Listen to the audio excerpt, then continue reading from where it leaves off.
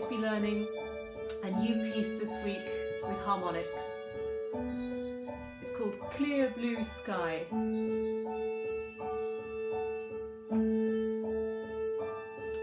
A's, D's.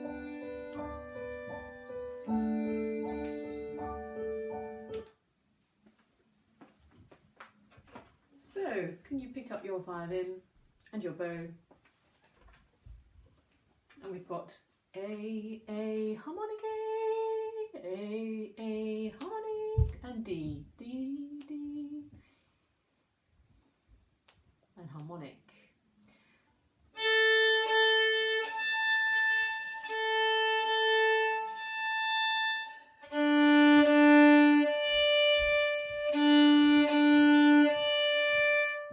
Let's try it with the music.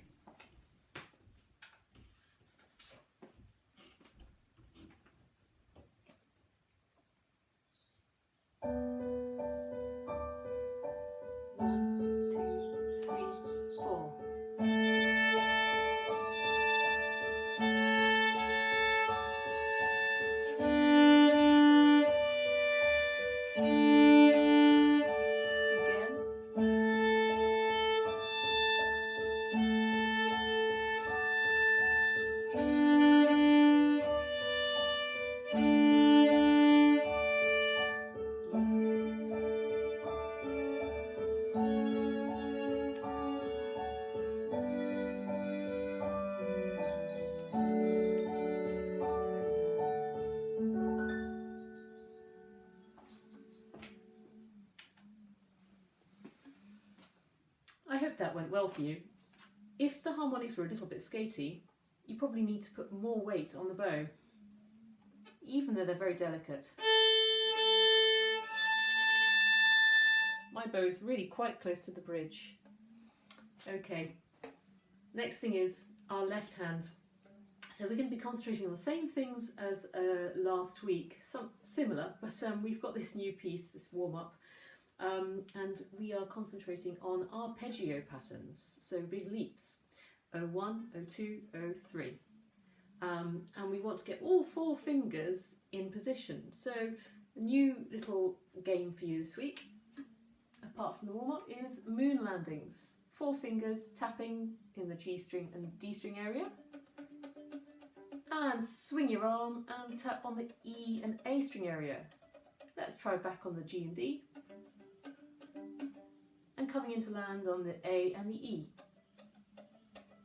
And then our spaceship can zoom up to the top of the violin, do the same thing, tapping on the A and the E. Feel the taps on each of your 4 fingertips. Feel them touching the strings and on the G and the D. And I wonder, as you're swinging your arm to get round to the G and the D string, is it easier to tap the G and the D down here, or do you find it easier up there? Let me know. Okay, we will just warm up with a little bit, warm up our fingers on the normal finger positions by playing A, B, C sharp, D, and E. A bit like Once a Man Fell in a Well. Here we go.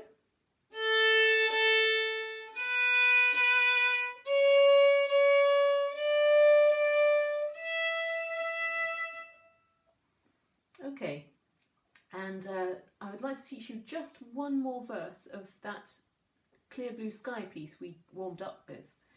It starts on a high D, and the rhythm is the same as what you played before. Ta, ta, ta, ta, ta, ta, ta, ta, ta, ta, ta, ta. What happened? If we started on a high D, can you hear where the music goes? Does it go up or down? We have to take a finger off so the note is lower. We go down. Take another finger off and end up on open A. Let's try that with the music 3 times.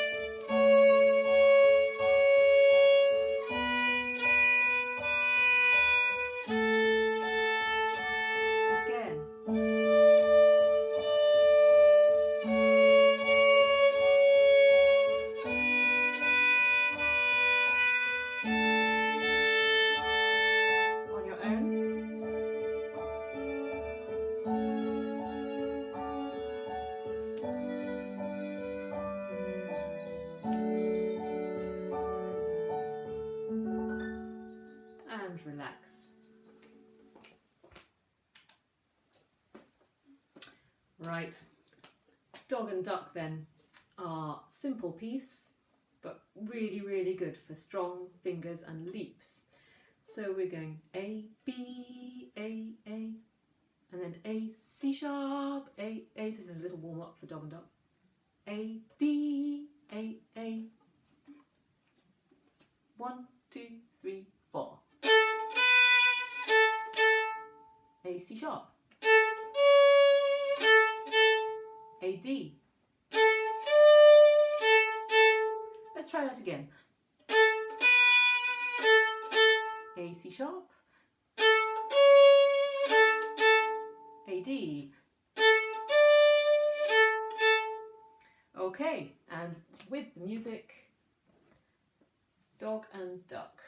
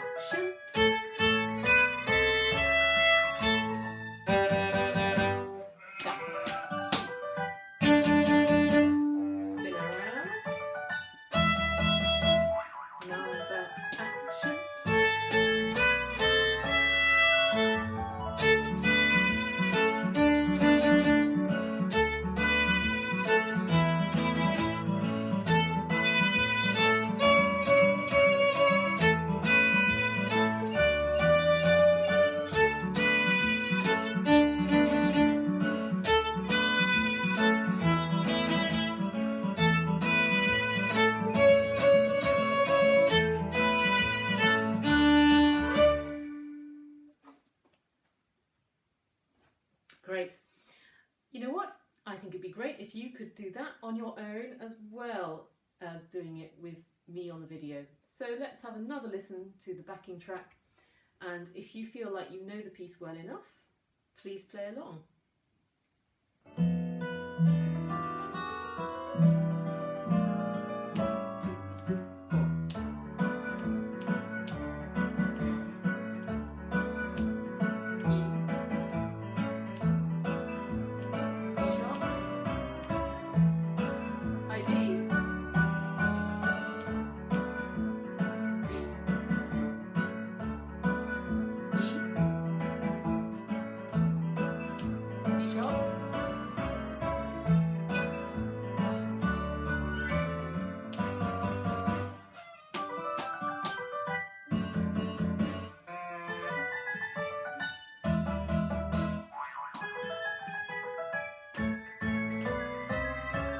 Again.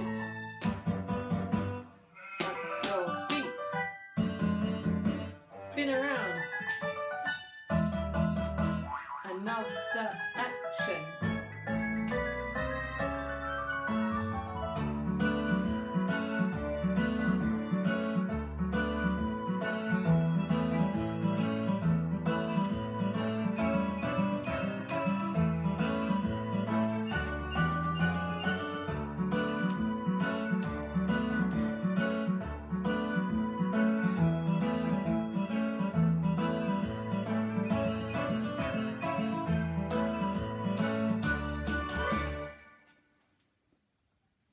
Great, and who had a nice high D at the end there? It's a really, really good piece. It prepares us very well too for Pachelbel's Canon, but first of all, we need to check on your scales. So, we did the D major, I think we did the D major arpeggio last week, so I'd like to prepare the G major arpeggio, and we're going to do the scale first with slurs. Do you remember we do long G, 2 counts, and then slur in pairs. Here we go.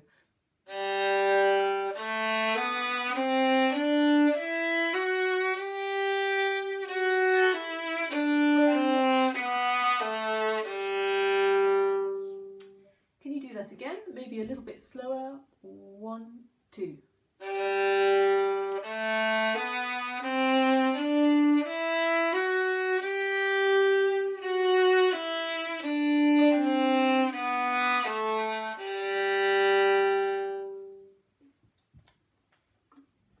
How smooth can you make them when you're practicing on your own?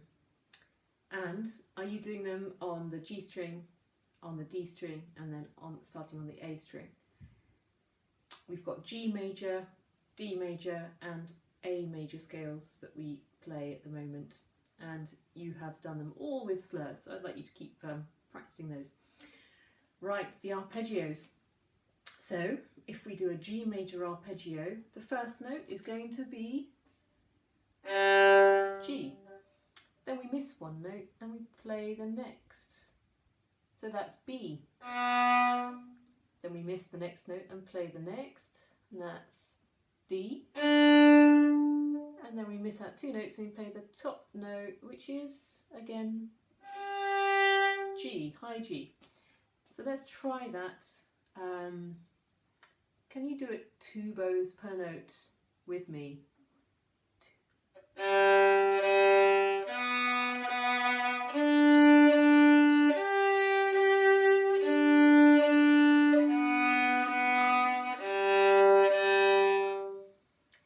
And because we're playing on the G string, did you notice my elbow had to help my fingers to get in tune, to go down in tune, by swivelling in towards my body. So let your elbow swivel in like we did at the beginning with our moon landings. Let's try the same thing again. 1, 2.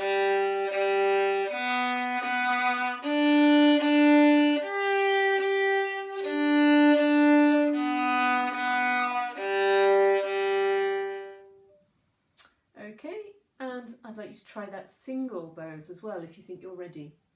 So we think in 3 time. 1, 2, 3.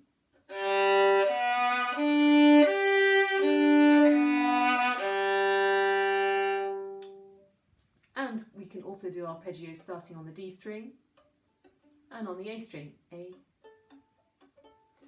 And I'd like you to practice those 3 as well. Thank you. Pachelbel's Canon. Now, hopefully you were feeling quite comfortable with the notes. I don't know which bit of the piece you might find most challenging. For me, it would be the beginning, which is why we've spent a little time considering that interval between D and A, and also B and F sharp. If you count D as one of the notes and A as one of the notes, how many notes do they cover? If you go A, next note up, D, that makes 4. That's an interval of a fourth that they cover. And we did that little exercise last week, which was probably quite challenging for you. We're just going to play, before Pachelbel, a fourth. Last week we had a Christmas carol, which has a fourth at the beginning.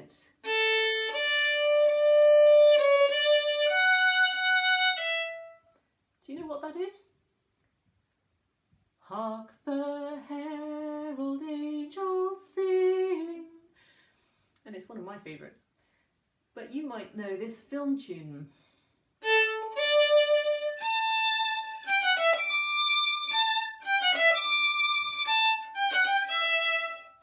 And that has a fourth at the beginning as well.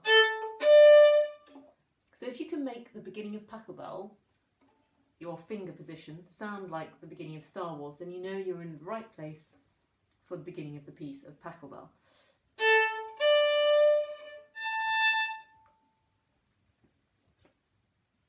Okay, so let's get our high D then by playing a fourth, Hark the Herald, or Star Wars.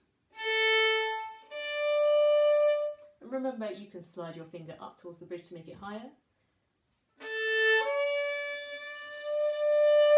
That's better. Or if it goes down too high, you can slide it back towards the pegs to make it flatter or more in tune. That's better. We want a good ring. All right, Pachelbel, we'll play it with the accompaniment now, and I want you to concentrate on the dynamics at the beginning with very, very quiet piano.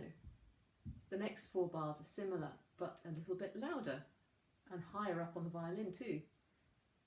The next 4 bars, we're playing crotchets instead of minims.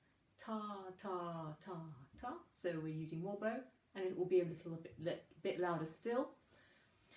And imagine you're in a procession. You've started really far away in the woods, got a bit closer by the river, got into town with the crotchets, and now we end with the quavers. And they are really loud, so it's like whoever's listening is actually in the procession.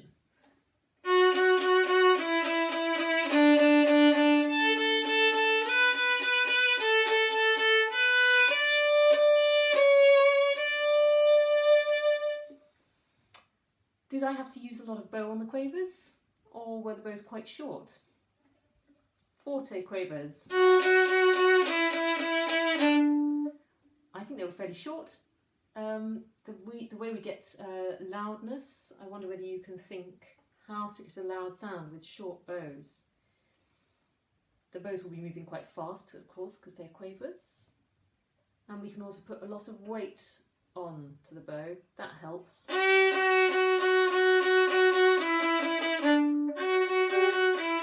But if it's over here, your bow, it will sound still quite soft and maybe a little bit distorted, so we want to make it near the bridge. Let's try Pachelbel's Canon, starting far away and getting closer. 1, 2, 3, 4.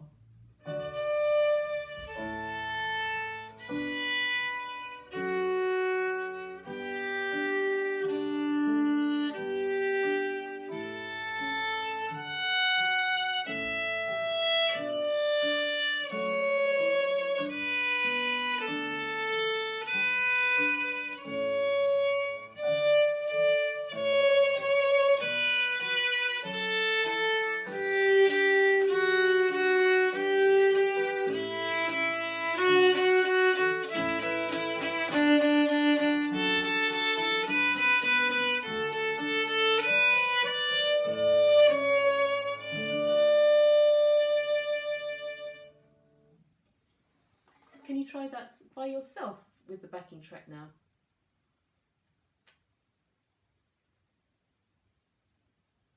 One, two, three, four.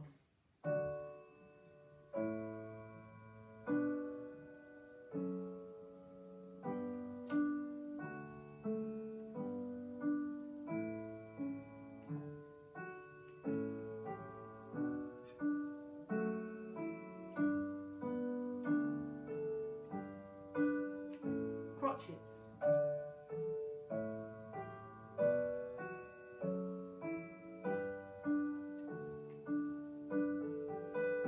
Quavers.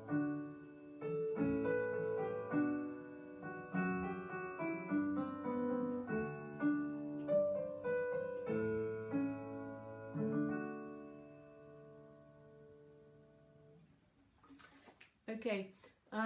And the last thing we're going to do today is the exercise from last week, which goes by fairly fast once we're doing it with the piano. So let's think about what we're doing. This fourths pattern, starting on high D, down 4 notes we get to an A. Then we start on C sharp, down 4 notes we get to a G. Starting on B, down 4 notes we get to an F sharp. Starting on an open A, down 4 notes we get to an E. Starting on a G, 1, 2, 3, 4, down to the D. F sharp, down 4 notes to the C. Starting on E, down 4 notes to B. Starting on D, down 4 notes to low A. Together with the accompaniment, let's see, it sounds like this. 1,